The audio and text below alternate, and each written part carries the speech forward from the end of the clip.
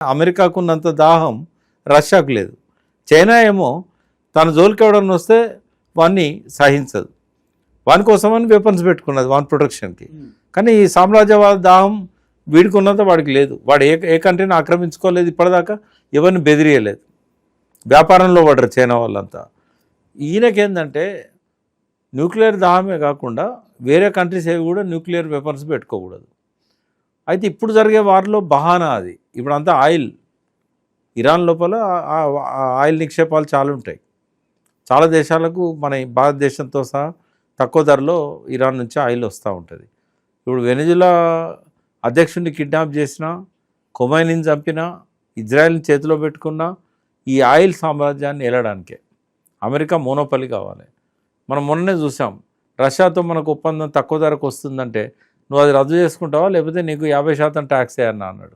మన American exports అనేవి effect అవుతాయి అని చెప్పి ఇక్కడున్న వ్యాపారస్తులంతా మళ్ళీ మోడీ మీద ప్రెజర్ తెస్తే మోడీ సరెండర్ అయిపోయాడు.